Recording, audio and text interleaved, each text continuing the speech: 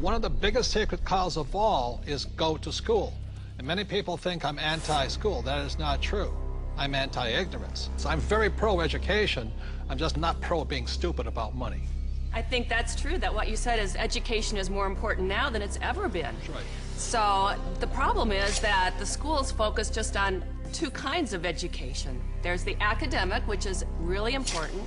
Reading, writing, arithmetic, you need to have it, that's basic. And the second type of education they give is the professional kind of education.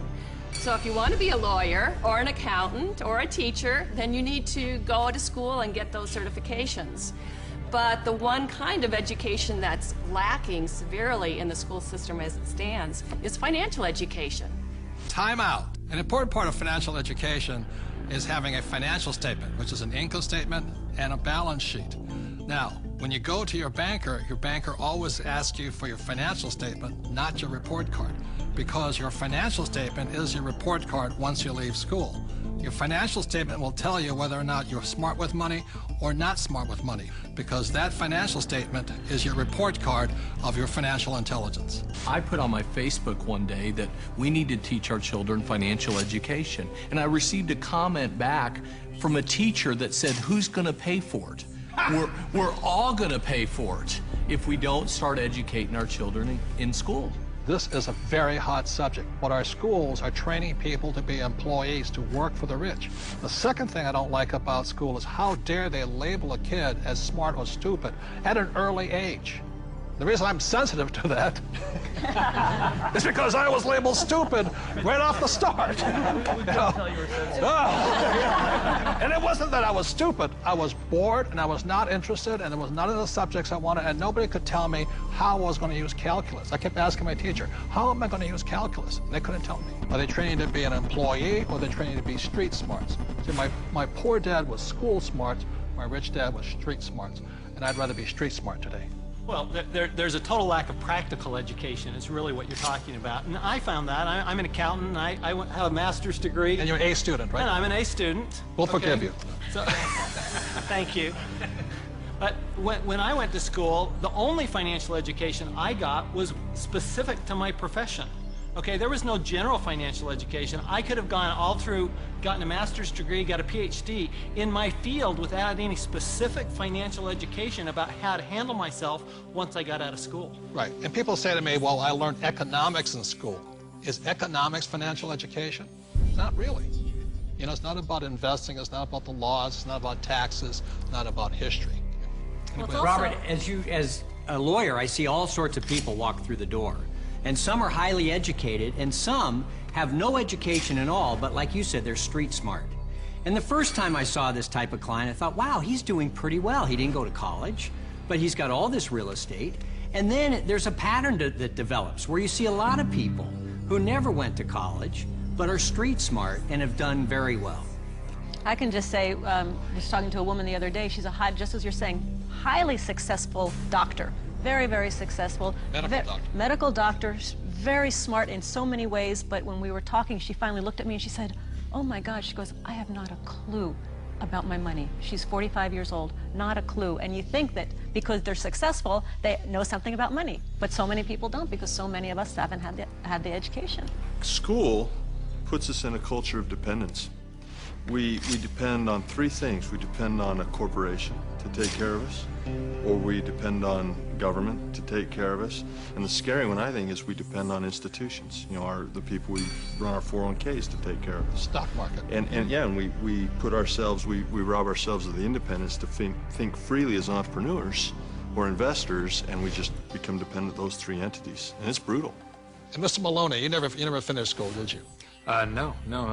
I failed school, but more than that, school failed me. I was dyslexic. They didn't know what it was back then, but basically, I was just like you, bored stiff.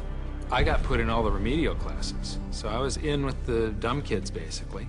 They weren't teaching me anything I wanted to learn or anything that I would ever use in my lifetime. And the reason I bring up Michael, most people agree he's probably the smartest guy on this team. And the problem was, again, was Anita says, there's three kinds of education. There's academic, reading, writing, arithmetic. There's professional, become a doctor, a lawyer, in my case, a pilot. And number three is financial. But Michael was put back because of academics, because you can't read, right? Right. So how did you learn how to read? Oh, well, Apple came out with OS 10 at the beginning of the last decade, and you can just select text and hit a button and the computer reads to you. Most people don't know it's built into the operating system. But more, I developed a passion for global finance and economics, and monetary history especially. And passion drives you. Now we can't shut him up anymore. So I'm going to blame Apple for that. School's a solo game. I didn't do well in school. I did very well in sports. And in sports, you learn to compete. You learn to deal with pressure, teams, goals. And school is more so individually. I'm competing against everybody, and teamwork is cheating in school. Some of us cheated better than others. And I'll just say last thing about school and money, which is a sacred cow. One of the things that really upsets me about schools and money is this. In America, schools are based upon real estate tax. In other words, if you come from a rich neighborhood, the real estate tax pays for better schools. If you're from a poor neighborhood, you get less money. So anytime somebody tells me schooling is about being fair, that is, when I look at the numbers side of it, is if you're poor, you're getting the worst possible education. And to me, that is cruelty. So how does a person learn about money? How does a person increase their financial intelligence? This diagram, called the cone of learning, provides some interesting clues. The cone of learning was created by an educational researcher named Mr. Dale in 1969. And what he found is that the worst way to learn is by reading or listening to a lecture. And the best way to learn is at the top, which is simulations or games, and then doing the real thing. The interesting thing is my poor dad, who was good at school, thought that reading and lecture was the best way to learn. My rich dad taught me to be a rich man at the top of the cone. He taught me using the game Monopoly. You know, 4 greenhouses, 1 red hotel. 4 greenhouses, 1 red hotel. And then we went out and did the real thing. So one of the ways, if you want to learn without much risk, is by simulations, play games. The reason my wife and I created the cash flow game was so that you could play and learn physically, mentally, emotionally, but make a lot of mistakes with play money. So how many people in this room have made financial mistakes? You know, the only thing we were ever taught was maybe how to balance a checkbook, how to have a savings account, those basics. Financial education is like learning another language. Yeah. You know, when you learn real estate, it's a different language than stocks. It's a different than entrepreneurship or commodities, or oil or gold.